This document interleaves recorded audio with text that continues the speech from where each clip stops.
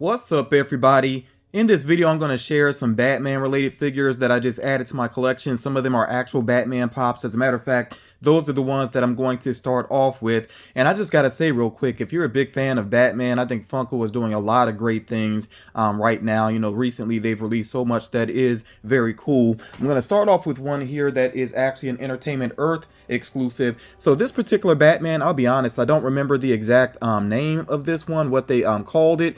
Somebody can remind me in the comments, of course, but this one has a very interesting color scheme to it. It almost reminds me of sort of the galactic paint jobs that a lot of custom artists were doing for a while with Funko Pops, but of course it doesn't have the stars and everything going on. It's just the shading of the blue and the black, the way they look together. That's very much what it reminds me of. There's a lot of dust on this box here, but not a big deal. I'll clean that off better later on. But of course it does have the Entertainment Earth sticker there, which looks fine.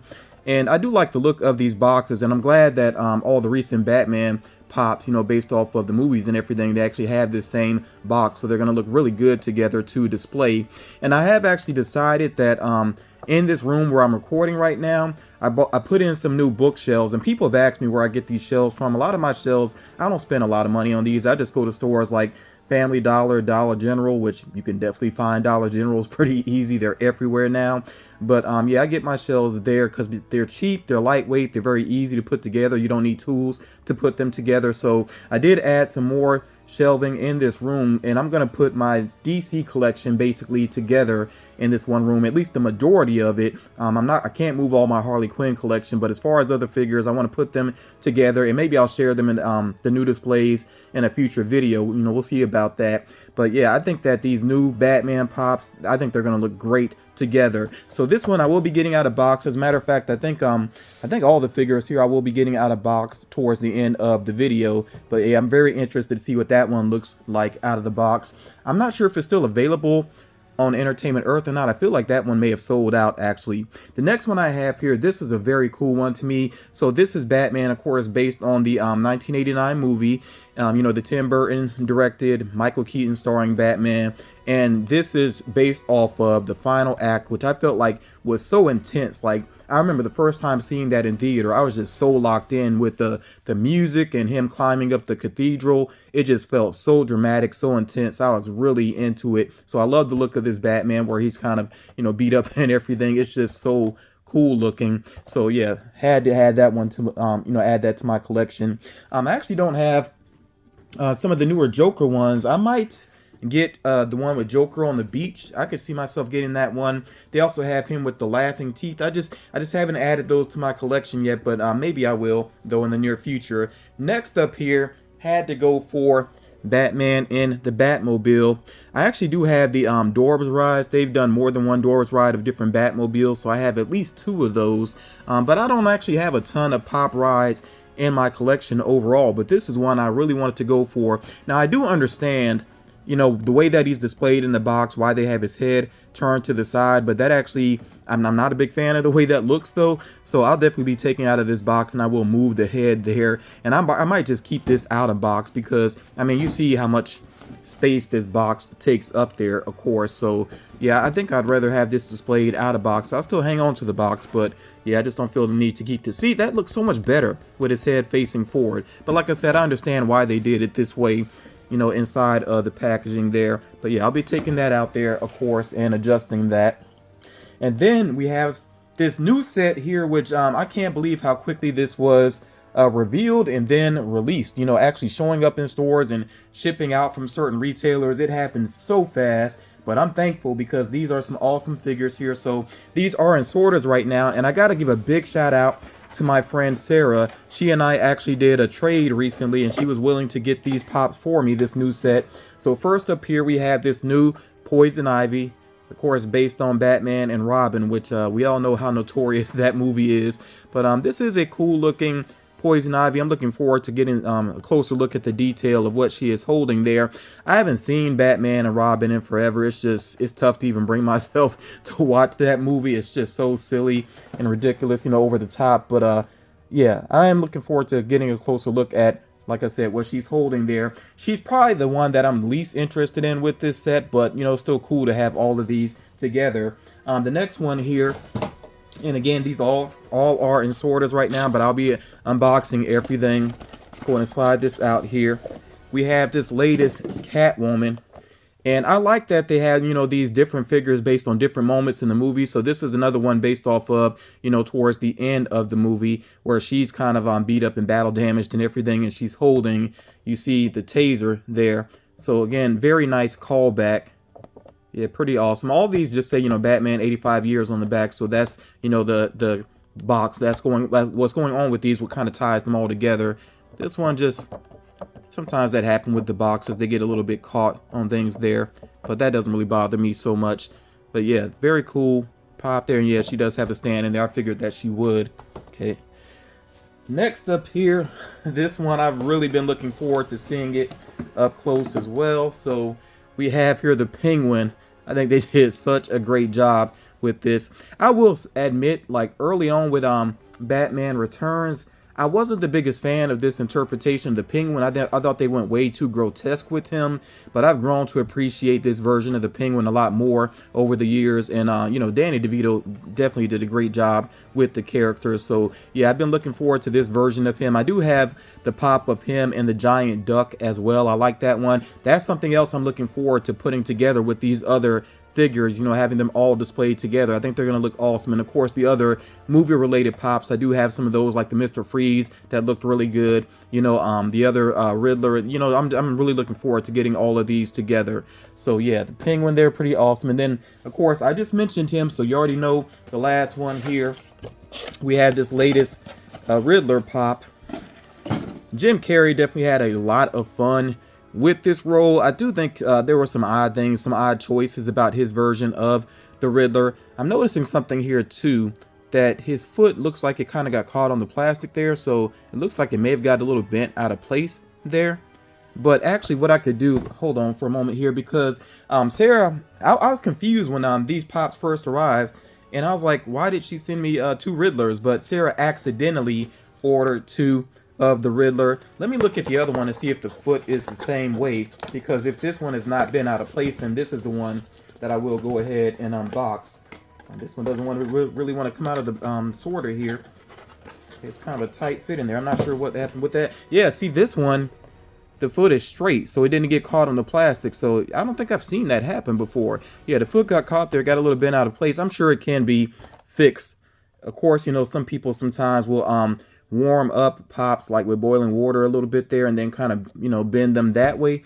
But yeah, I'm sure that one can be fixed, but I think I'm going to unbox this one since the foot is straight there. But yeah, this suit, of course, he wore this towards the end of the movie, you know, kind of noticing a theme with some of these figures here. But yeah, very great callback. His Riddler was definitely over the top. Like I said, they made some kind of interesting choices with him, but I like the fun that he had within the movie. Starting off here with the Entertainment Earth exclusive. Okay, like I said, finally getting a good look at this one. I've been looking forward to this. Of course, the cape and cowl are kind of tattered up and everything. You know, he's battle damaged basically by the end of the movie. Yeah, so this one, of course, is the same mold as this other figure here. But that paint job makes such a big difference. It looks very different from this common figure here. Yeah, I like the blue shading and everything. And again, I can't remember what this paint job is called. You know, I'm sure somebody will help me out with that in the comments. But it's a very interesting looking one. And like I said, it does remind me of the Galaxy paint jobs, just without the stars, just because of the type of shading that it has. But it's a very unique exclusive though. So yeah, I really do like the look of this one. This is one I'm kind of tempted to keep out of the box for a while. I might do that, but yeah, I think it will eventually go back in the box though. But yeah, pretty cool figure there. And then of course this one again, same mold, but just truer to the look of the movie. I like that it actually has the blood there. Everything is true, like to how beat up he was. And it has that really awkward looking bat symbol as well. I don't know why they did the bat logo that well for that first movie by Tim Burton. It's weird, but I don't think they reused that one. They went with sort of a cleaner looking logo in the future. But yeah, this is pretty cool. He even looks like it doesn't look perfectly black. It even looks a little bit faded in some areas, which I think is intentional, just to kind of, you know, stress how battle damaged he was at this point. Because if they wanted to do straight up solid black, they definitely could have done that. They did that with the other figure here in the Batmobile. So yeah, I think that was a design choice, which really does work. Okay, so we got the Batmobile here, of course, and let me go ahead and fix this. Batman needs to stop rubbernecking, you know. And again, you can see that really awkward looking Bat logo. At least I can see it. I think it's tough to see that on camera.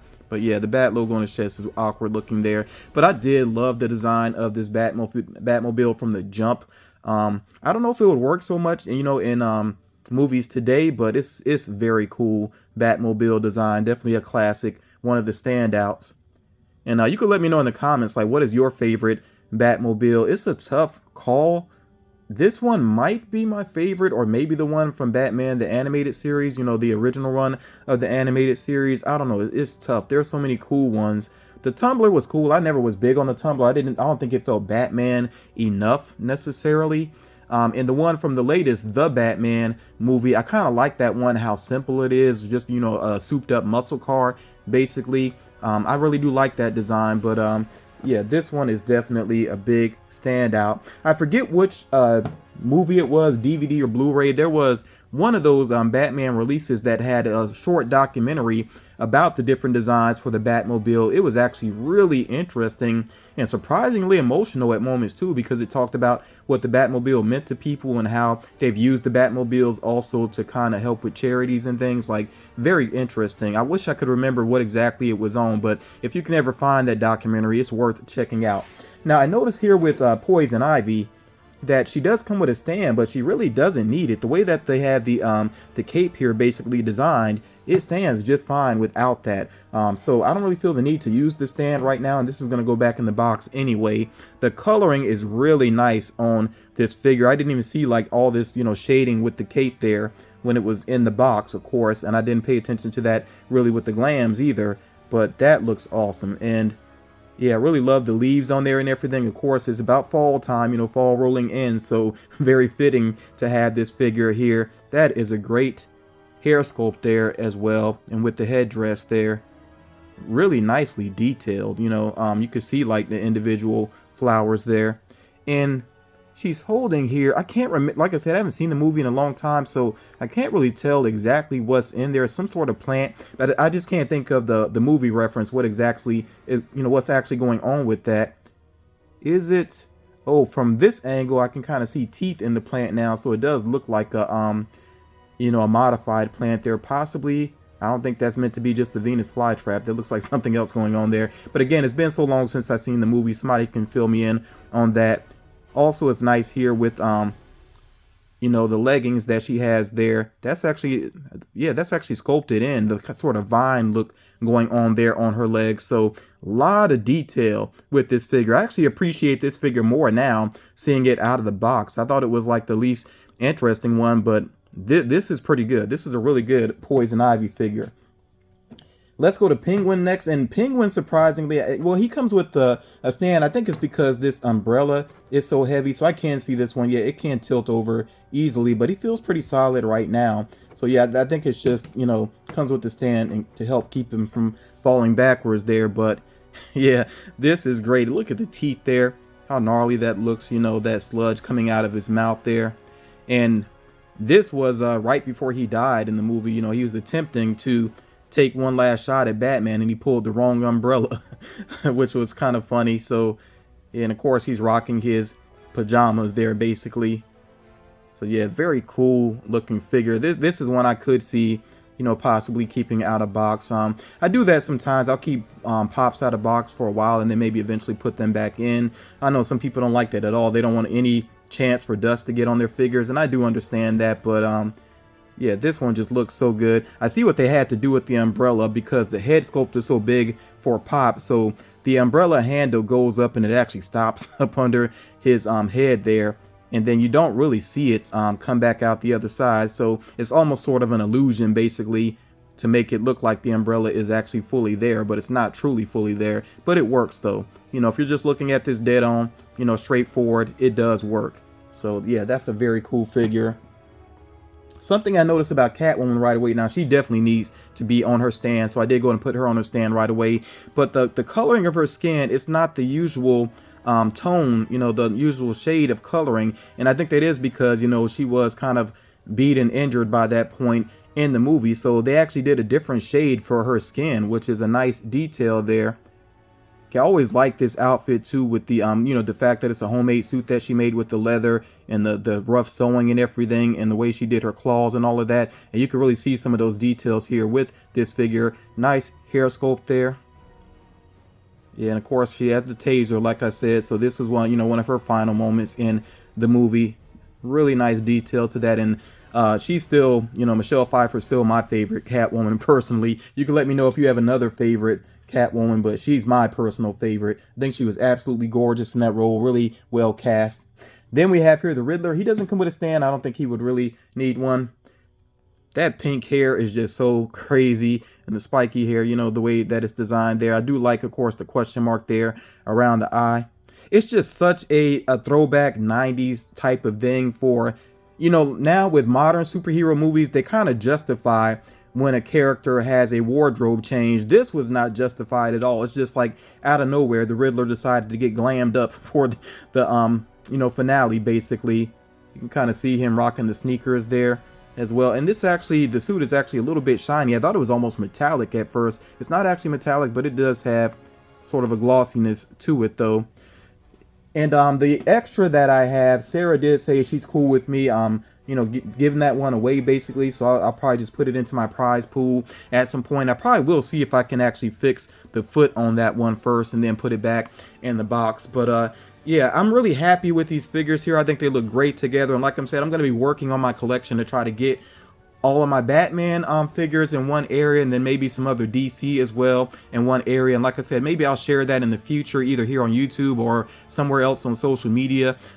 Just give me some time with that though, if you're going to be on the lookout for that, because it may take some time to put all of that together. But definitely let me know what you think about these figures here, and are you adding any of these to your collection? Like I said, I may get the Joker on the beach at least. I'll have to look at that full set though, see if there's anything else that I'm interested in. But I think the Joker on the beach is a standout. I kind of like him with the chattering teeth, and I think he has a bloody mouth as well. That one is kind of cool. I don't feel like it's 100% necessary, but maybe I'll get that one. But yeah, let me know what you think about these figures and what you're adding to your own collection. Thank you for taking the time to check this out, and I will talk to you all again real soon.